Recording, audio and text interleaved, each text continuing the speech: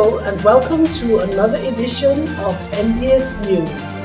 I am Dr. Janelle Charles Williams. And I am Naika Walsh George.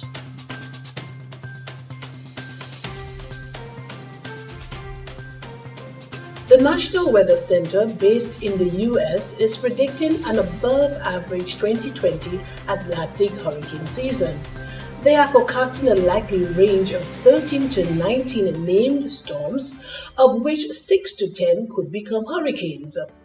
We begin today's edition of MBS News with tips regarding hurricane preparedness. What are some of the things we should bear in mind, Michael? A few tips to remember.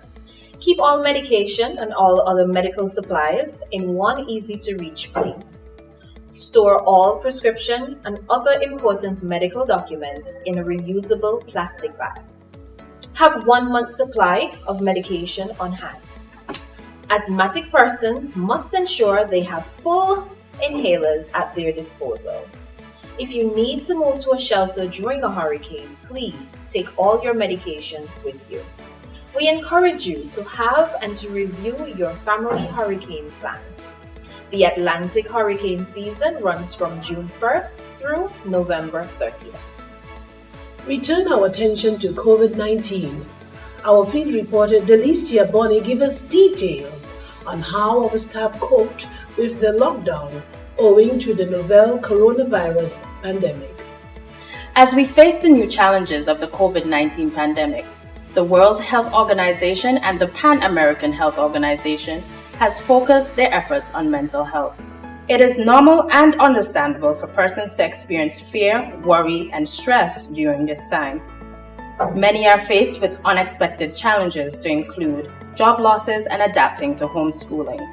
We asked a few of our colleagues how they coped with being restricted for such an extended period of time and what they took away from this experience. I was kind of just like, I'm locked away. I didn't like that at all.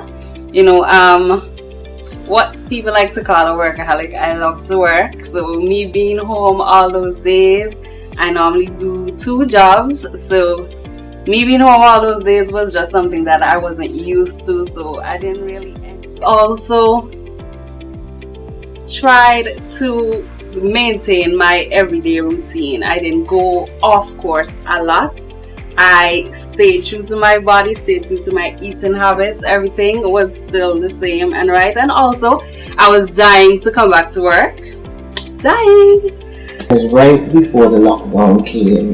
I'm asthmatic and I had an asthma episode.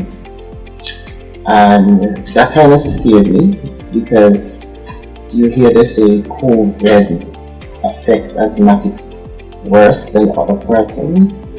So it was not a time for me to be sick. I didn't want to have to be going to the hospital and all of that. So I just try and keep myself safe. After a couple of weeks, we started feeling antsy. So we had a backyard barbecue outside. Well, actually, I got a dog. Wow, what made you decide to get a dog? Well, I actually need something to keep the goats from eating live plantain. Oh, okay, So, okay. I got a dog to do that, which is Nikita. In terms of what I got from the lockdown is to keep on planting so I could survive a healthy life. And you won't have to worry about somebody spraying chemicals on your food because you know what you're putting on your food. Mm-hmm. So if we can maintain that, I think we'll be at a good state to be healthy, live longer, COVID free. I think people are not conscious enough of their surroundings and the unsanitary conditions that is just there. So I'm glad for COVID, making people practice hygiene that they never practiced before. My biggest takeaway from this experience is to value, most importantly, the process of being organized and making sure you have all your essentials at home.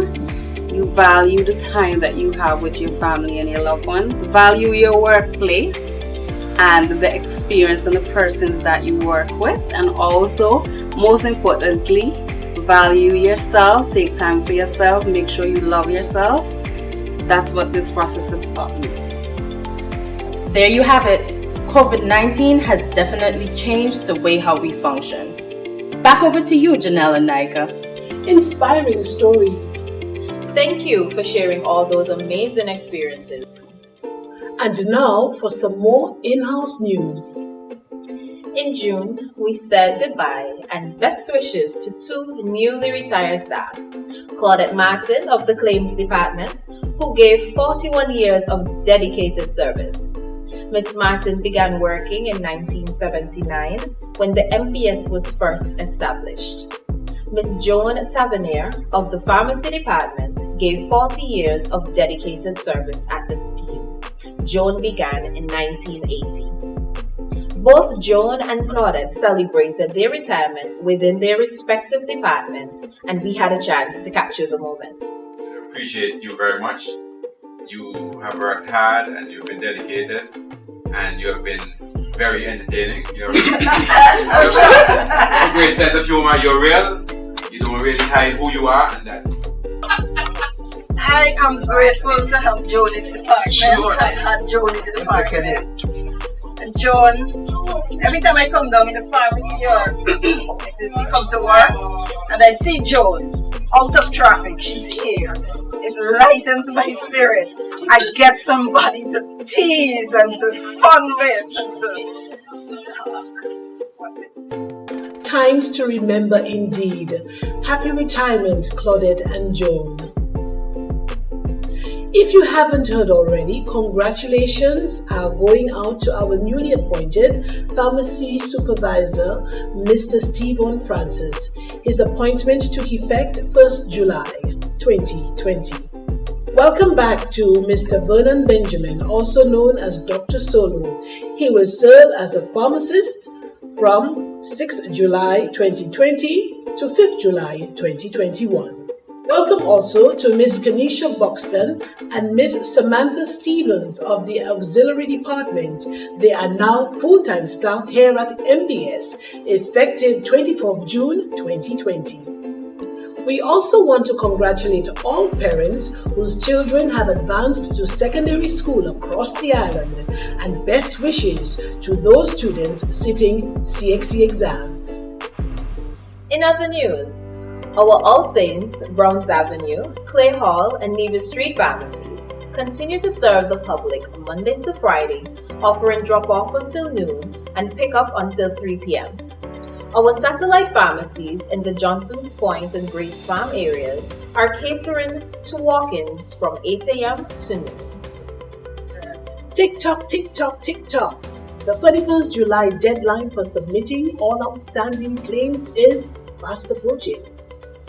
The Medical Benefit Scheme has extended the 3-month submission period for claims affected by the COVID-19 lockdown office closure.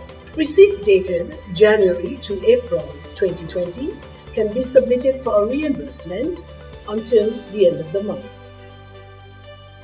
And finally, we remind you to choose healthier meals, eat more fruits and vegetables, drink water throughout the day, and engage in at least 30 minutes of exercise daily. Remember to wash your hands or sanitize regularly to reduce your risk of contracting COVID-19.